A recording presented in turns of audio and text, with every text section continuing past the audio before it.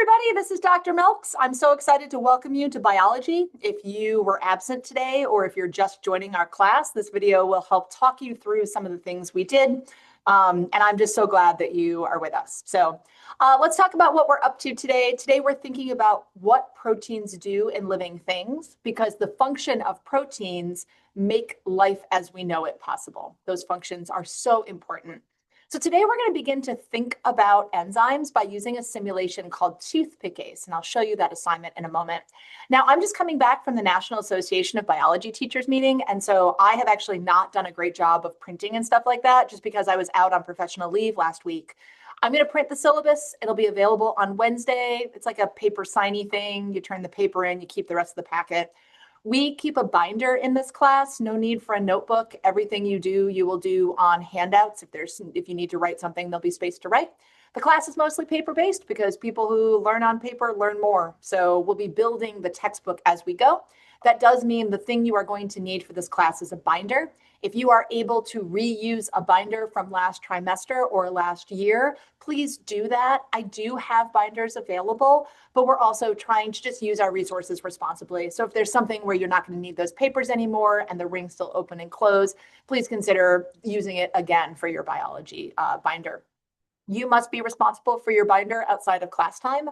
If you don't have a locker yet, you can go to the main office and grab a locker. They're free, and that space is a great place to store your stuff if you're carrying a lot of stuff. All right, so this is from last trimester that I taught bio, but I had these screenshots, and so your Canvas page is going to look very similar. So when you log into the Canvas page, you'll see this beautiful icon that someone else drew with all of these different pieces of biology, from whole organisms to how organisms grow and develop, to the parts of cells, to proteins, to DNA, just so much to love about biology. So there's 3 buttons here. One of them is This Week in Bio. One of them is Check Your Grades. This one is Course Home.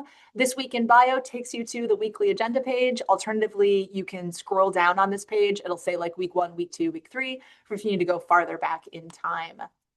Every day, you're going to see a different box. It's going to tell you this essential question, and then it's going to tell you what we worked on. Clicking through with this on Canvas takes you to the assignment details. That tells you when it's going to be put into the gradebook. That's the due date, and when it's available until the last call for assignments. There is no penalty for late work, but your grade is going to look bad until that late work is done. We grade on a credit, no credit system, which means that even if you only have one thing to fix, we temporarily mark it as 50% and missing in the gradebook.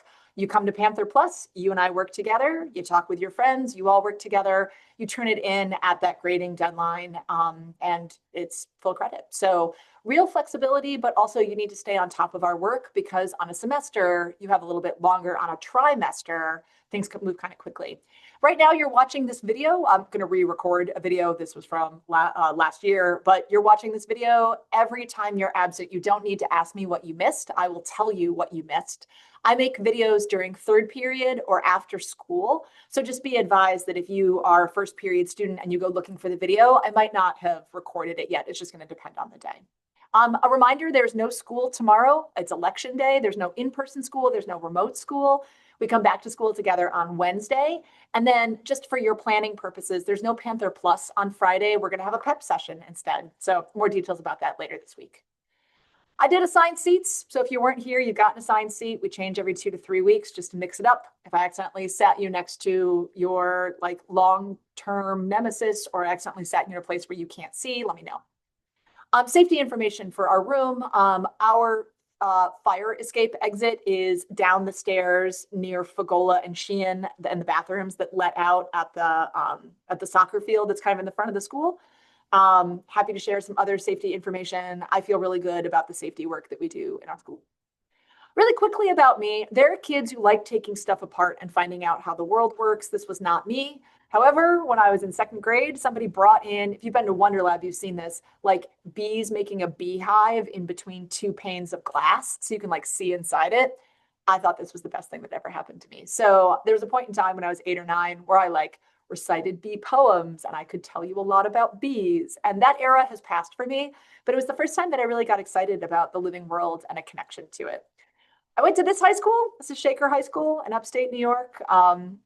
I had nice teachers, but they didn't really get me fired up about science. It wasn't until I went to Penn State University So Penn State is kind of like if Purdue and IU were together on the same campus. So it has a College of Arts and Sciences, but it also has a School of Engineering. It has the ag school that Purdue has, but it also has like law and music and things like that. So I went to a big state university in Pennsylvania. And while I was there, I met Paul Weiss.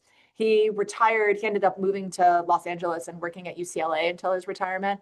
But he taught me so much about really critical thinking about the living world. So here's a picture of protein. This protein is right now in all your cells, except your red blood cells, moving things around. And it's doing that by walking on these protein ropes. Now, this is just an illustration, but we have experimental evidence that tells us that this is what the system looks like. And we even know that this little buddy is walking like you walk instead of like turning around as it moves. So such an interesting thing.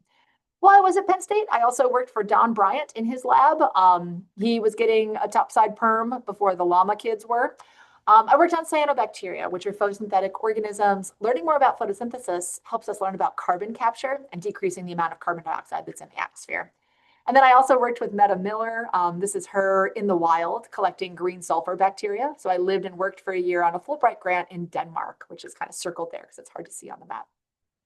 I did my PhD. That's why my teaching name is Dr. Milks. You can call me Ms. Milks, but I welcome that, but I'm not going to respond to it because my teaching name here is Dr. Milks.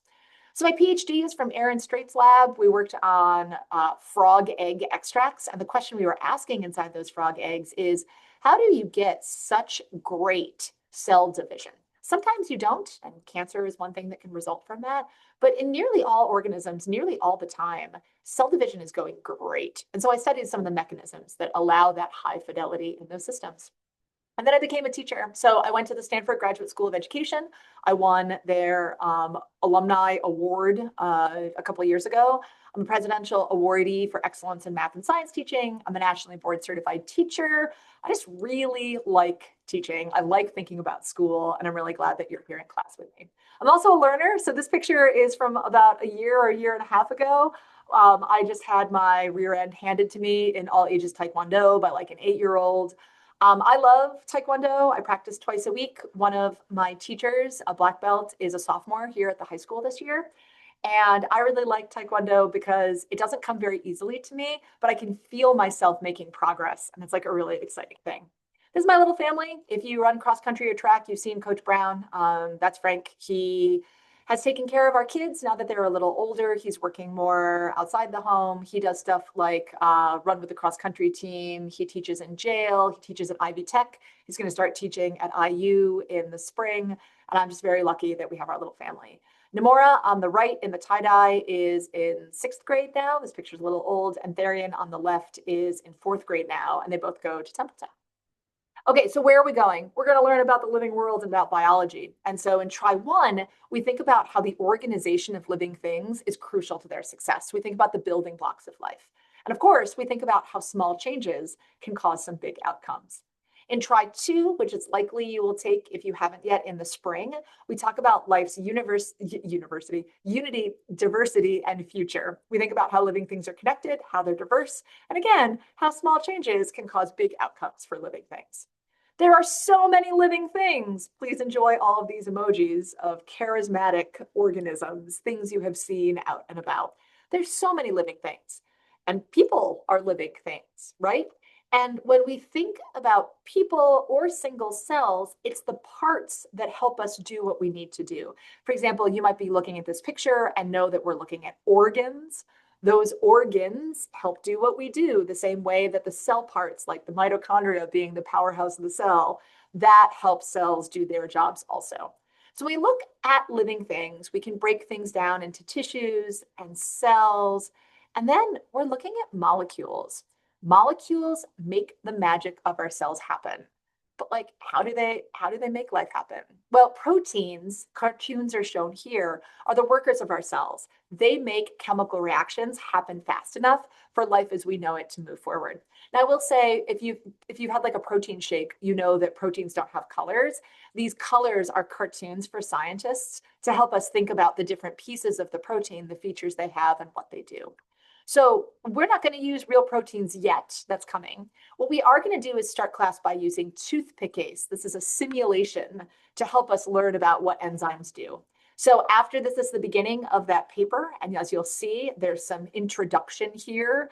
There's a word here you need to know. It's substrate. Substrate is the same as starting material, which is the same as the reactants. And then the products are going to be broken toothpicks, right? Those are also the ending materials are called the products. So as it says at the top, by the end of this assignment, you will have shown that you can demonstrate and graph how an enzyme works to catalyze enzymatic reactions, and you can predict how different independent variables affect enzyme speed or rate and justify your predictions. So there are lots of instructions on this. If you were absent, my suggestion is you either ask a friend for what we did and copy their information, or I have some toothpicks and I can hand you 30 toothpicks. There are a bunch of rules. If you do it by yourself, you're going to need somebody else to help you. Just one other helper will help you. Just going to follow the instructions. Instructions are like really clear. If you follow every single word, you will be really successful with this assignment. Now, this is a little confusing. You have to count the number of total toothpicks broken. So let's say that you go from 0 to 10 and you break 10 toothpicks. You're going to put that number here. If you go another 20 seconds, which means now we've been going for a total of 30 seconds, and you stop and you count, if you broke 8 toothpicks, you're not going to write 8 here. You're going to write 18 because this was 10 and you broke 8 more, so 18. Over here, you're going to write whatever number you put in the gray. You're going to write it here and do a quick calculation. You're going to write it like dollars and cents to the nearest hundredth. Now, the next thing it's going to ask you is you're going to graph the data that's shown in the gray. And so you can see here, you're going to start by making a dot at 0. And then you're going to graph your data. This goes up. This is 0. This is 10, which means that halfway there is 5. This one is 2.5. It's like breaking a dollar into quarters. So 2.5, 5, 7.5, and 10. So you'll need to go and find at 10 seconds, how many toothpicks had you broken? At 30 seconds total, how many toothpicks had you broken? I want to go back and look at the assignment before I let you go, because today in class, we finished up a part that otherwise might be a little confusing. I want to make sure you have the answers. So down here, the analysis questions, you don't need to have done the lab to be successful at. So use the text up at the top to label the enzyme, that's the whole hand, the active site, and the substrate or starting materials. Make sure you use the whole sentence here. I'm very serious about this structure in those sentences. And you'll think about whether or not, you'll use this box in a moment, but you're going to think about what would happen there, what would happen there, what would happen there. And then in this reading, I have shown you one way, a second way, and a third method to describe the ways and methods that we can do this changing. Each one of those relates to temperature, one of those relates to enzyme concentration, one of them relates to pH. And I will tell you very transparently, bulky mittens, this one is pH. So you're going to write pH here to answer number 6. And then you have to decide between number 2 and number 3. One of those you're going to write temperature, one of those you're going to write enzyme concentration. So that's it for me for now. I'm looking forward to working with you this year, and we'll talk more about procedures and policies throughout the week. Take care out there. We'll see you soon.